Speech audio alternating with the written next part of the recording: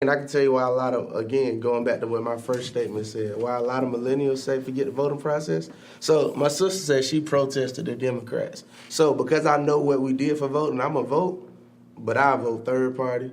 I'll write in. You know what I'm saying? I got to go to the ballot based off the work that was done. But my ancestors didn't fight for me to. But that's a whole other conversation, because in a lot of cases, in that scenario, the fewer votes are what benefit what a lot of times is your oppressor, the one who's opposing what you're going after. But what I'm trying to say is our oppressor is not even clear. And it's going to start This is what I'm trying to tell you. Yeah. My saying is, no one would tell you Keisha Lance Bottoms is an oppressor of Atlanta. Nobody would say that in this last election. I would.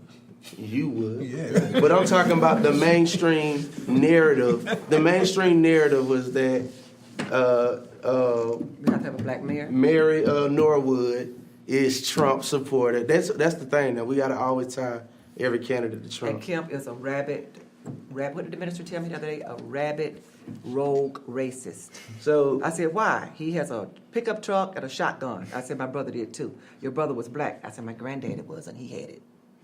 So what I'm saying is when you say the lesser votes are going for the oppressor or voting for the lesser evil, I don't. Well, I didn't say that. Well, I'm just saying I felt like that's what a lot of people say. Oh, go for the lesser evil. Well, Brother Yusuf, I'm coming to you because I want to get we like 20 minutes over. I got to come to him to wrap, but I guess the challenge that I think we're picking up from this whole conversation of you wonderful, educated, sharp-minded, opinionated, well-educated, well-opinionated people, man, we got to inform each other. We've got to get more informed about the issues, not just vote personality. You know, one thing, I'm very proud of the fact we done sat here for an hour and a half, and we have not had a conversation about Trump.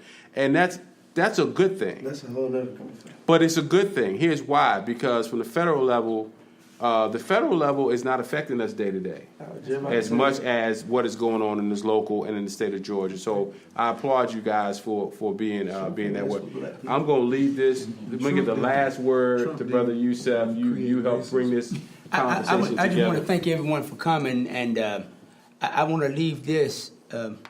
I think JEEPAC had put a lot of money on looking at some of the underlying issues. And we don't point fingers or anything like that. We just gather the empirical data, put it on the table, and it falls where it may. And we looked at all of the other nationalities in Atlanta and around in the state and around the country. Koreans have no representation. I remember when one Korean was killed in Clayton County. They came to the city of Atlanta and said, you have 24 hours to catch him. Or we're going to move all of our businesses to Norcross. I don't know if the brother was guilty or not, but they came up with somebody. They have no representation. So we are trying to look at how do we move our people from one spot to the next. You can't have a politician without money. You just can't have it. So how do we get there? I think we have to sit down. We used to have the League of Voters to pick vet our candidate. And we all say, okay, that's who we agreed, and we're all going to go in that direction. There is no such organization anymore. And when they looked at that person, they looked at that candidate from what they vetted them, they knew that person, and they said, okay, this person is going to be for the overall good. Now he's against this, but the overall good, guys, this is going to be our candidate. We had a panel that really vetted them all, and we all went in that direction. We don't have that today, and I think that's causing us millions and millions of dollars are not being solidified. So what JEEPAC hopes to do, to have more of the conversation, not just to talk, we need to have breakout section. Here's all the problems that you see. We can't solve them all, but let's throw the most important ones up on the wall and see what stick. Let's put all of our resources together let's knock that one out of the way. That'd be one we won't have anymore. But we don't have a system in place that will fix the problem, and that's what we want to do with JEEPAC, is to try to put together some type of system that will fix it. And we know that, for example, who have came up with a book that is standardized for every elementary school for our kids. We know we have a different experience. We have to have a committee of scientists to look into that and say, okay, we've looked at our problem, here's what the best thing we think will help, and it needs to be implemented in all of our early childhood school. And then you go on to, like the entertainers.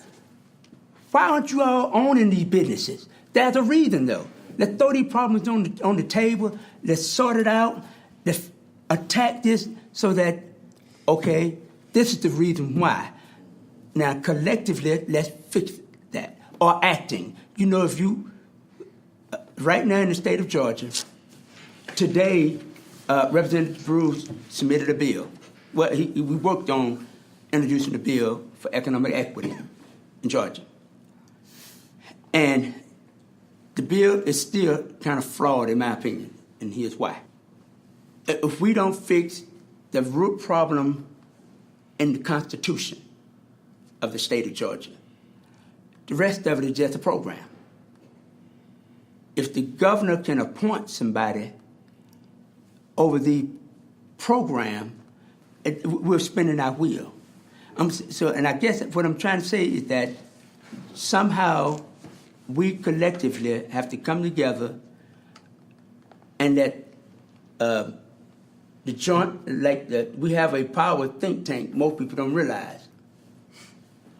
It is the joint Center for Political and Economic Policies or something like that.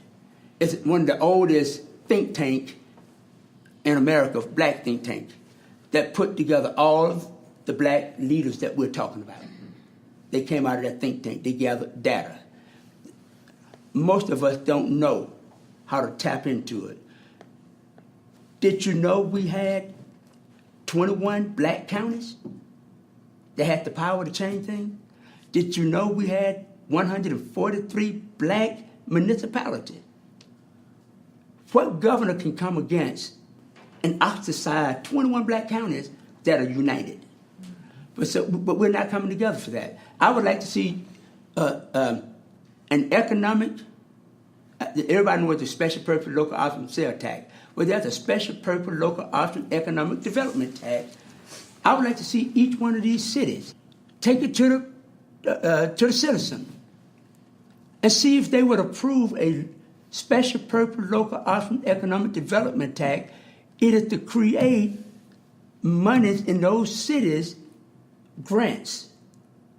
Pookie and Ray Ray been in business for 40 years. They're not a risk. They just don't have that little edge of knowledge where they can afford to get the CPA, or they've been struggling every day, but they've been around for 40 years, but the system say they're a risk and they can't get along. Yeah.